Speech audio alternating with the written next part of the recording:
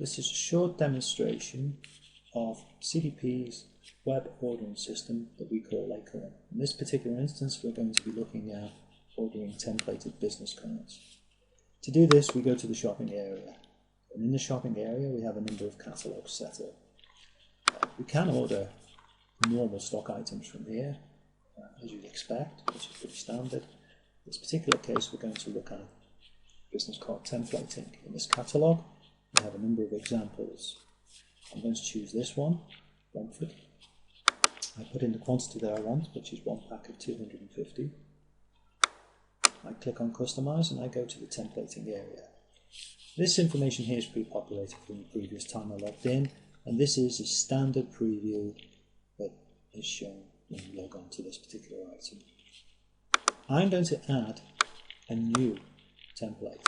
I'm going to add from new rather than add from current. If I add from current, it will retain the information on the left. If I add from new, it will give me blank pages. I simply fill in the information. It's all very simple and straightforward. The number of fields that we have here that you fill in are determined by your bank controller.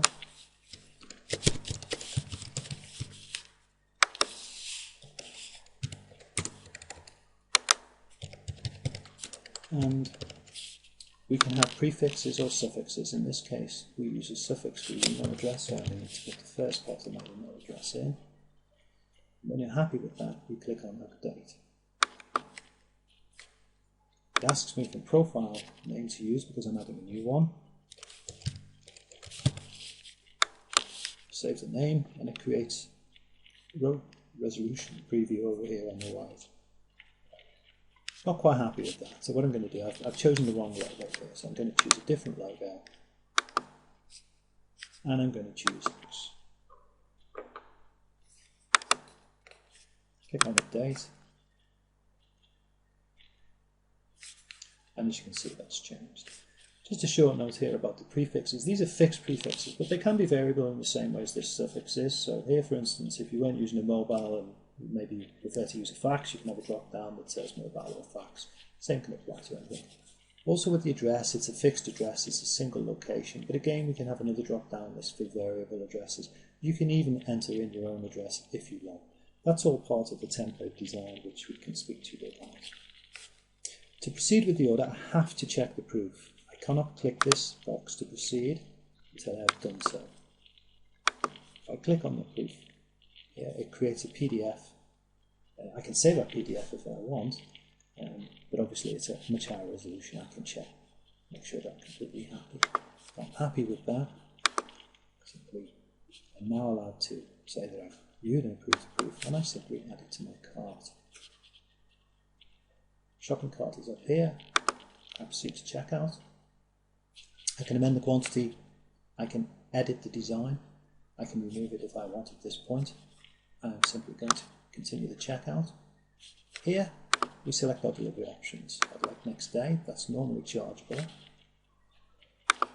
And I'm going to select the location here. This asterisk here means that this field is compulsory. The other fields are not. It's actually set up for international dispatch, but we can set you up so that you don't have to choose this. So we'll always choose the United Kingdom. See again, we've got some compulsory fields down here. Happy with that, so I'm going to select Continue. We already have a billing address set up. In some instances we can set up so that you can choose a separate billing address. That's something that's part of the design of the template and the requirements that needs to be discussed with CDP. I'm happy with that, so I'm going to place an order. It gives me an order number here, and an email will come through. In this particular instance, we've got the site set up so that approvals are required. And it simply sends me an email to say that the order's been placed and approval is required. We can stop this email going to your users if you prefer.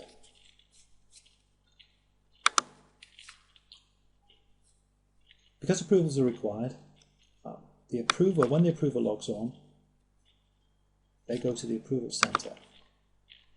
And in the approval center there is the order I've just placed. I Click on it, and I can make various changes. I can change the address if I want to. I can change the quantity ordered. I can view it, which will view the PDF. I can edit it if I require. There's been a mistake. I can approve the order as is if I'm happy, or I can cancel it. I'm going to cancel it in this case. If you deny the order, you have to put a reason why.